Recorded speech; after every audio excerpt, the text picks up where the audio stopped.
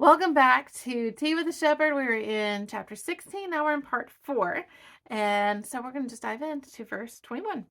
From that time on, Jesus began to explain to his disciples that he must go to Jerusalem and suffer many things at the hands of the elders, chief priests, and teachers of the law, and then he must be killed on the third day, be raised to life.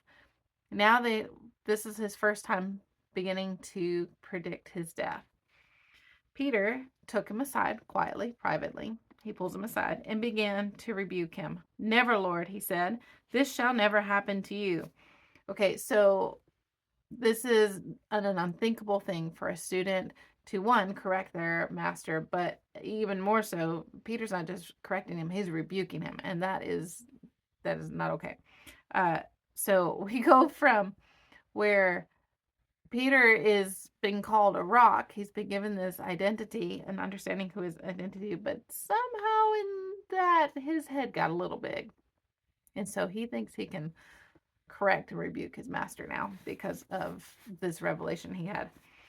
Jesus turned back in Mark 8:33. It says that Jesus actually turns his back on Peter and faces the disciples instead and says, "Get behind me, Satan. You are a stumbling block to me. You do not have in mind the things of God, but the things of men." Now, just a few verses ago, he was a rock on which the church would be built, but now he's a stumbling stone.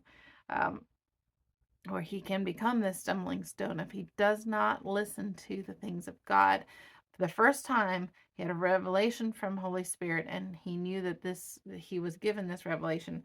But here, he's allowing his flesh to get in the way, and pride goes before a fall, and it can be a stumbling stone.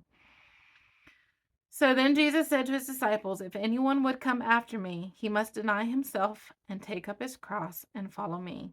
For whoever wants to save his life will lose it, but whoever loses his life for me will find it. What good will it be for a man if he gains the whole world yet forfeits his soul?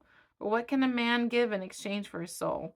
For the Son of Man is going to come in his Father's glory with his angels, and then he will reward each person according to what he has done.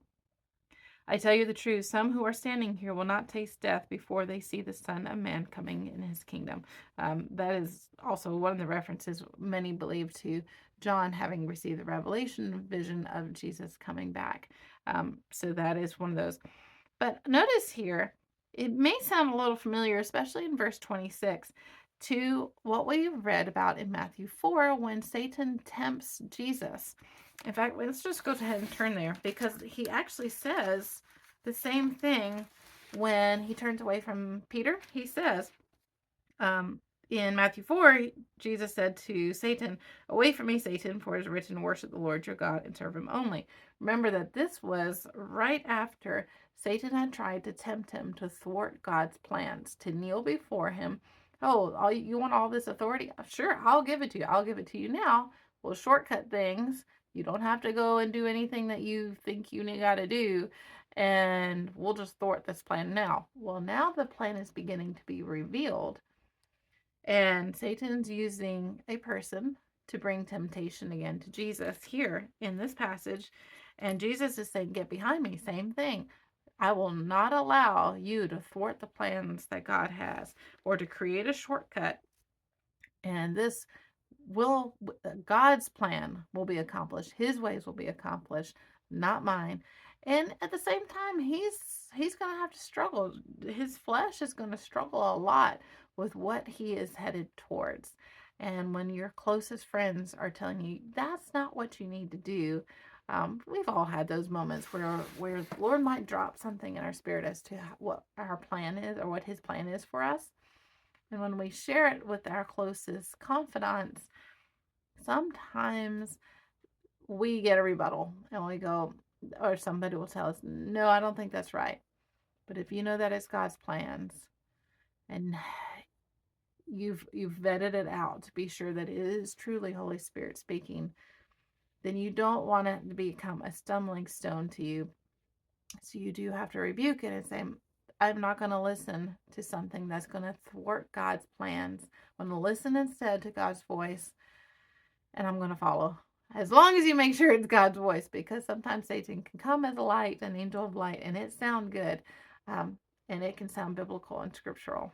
just as we've seen many times. I mean, even what Peter was saying, it sounds good. This will never happen to you.